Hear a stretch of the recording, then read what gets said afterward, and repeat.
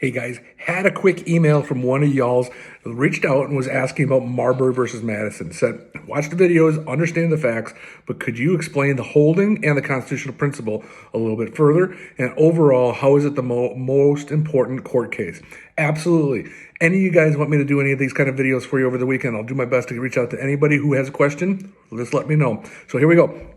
Marbury versus Madison. What's going on here is if we're going to talk about the facts first, the facts are that Marbury was appointed to be a judge at the last minute, right before Adams leaves office, and they do not have enough time to get him his commission. His commission is going to be, here's your paperwork that says you're a judge. It was a justice of the peace, I think is really what it was, not officially judge. But anyway, he doesn't get his paperwork. So he says that Madison, the incoming secretary, should have given him his commission.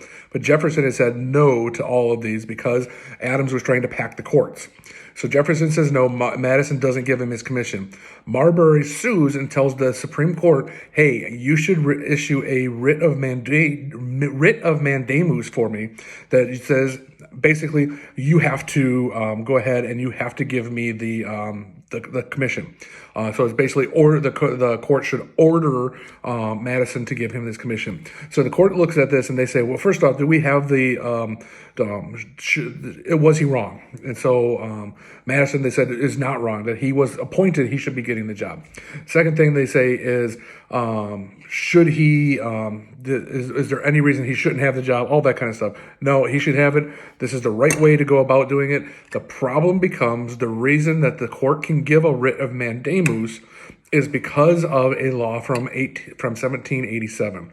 And that law is what is going to give the court the ability to give them that writ of mandamus.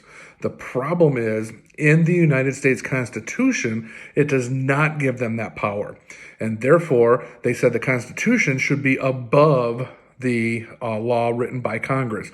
Therefore, the law by Congress is null and void. And so this is really just judicial review. And so it's the first time that judicial review was ever used.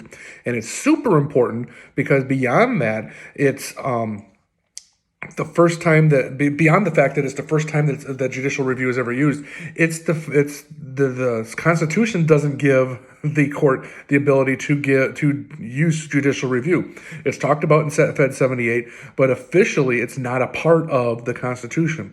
And therefore, the court is giving themselves the power of judicial review, even though they just said that the Congress cannot give them a power on the other side. So the reason why it's so important is every single court case that we studied in our course is judicial review. That's what they're doing. They're looking at, is this constitutional? Is this not constitutional? And so every court case that we looked at is because of Marbury versus Madison. They're challenging, saying this is against the Constitution, this is not against the Constitution, this is a violation of the Establishment Clause, the Equal Protection Clause, etc. So that's why it's the most important case.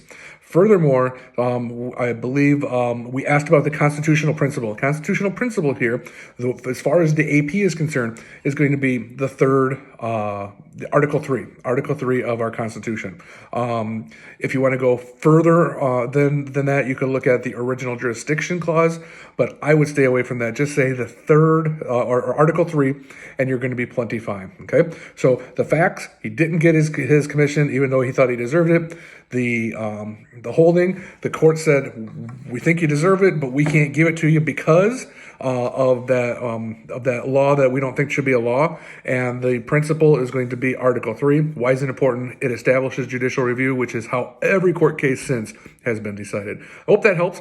Reach out with any other questions you guys have. Have a great rest of your weekend. You guys got this. It's closing in. 48 hours. It's going to be all over, my friends. Have a good weekend. Bye-bye.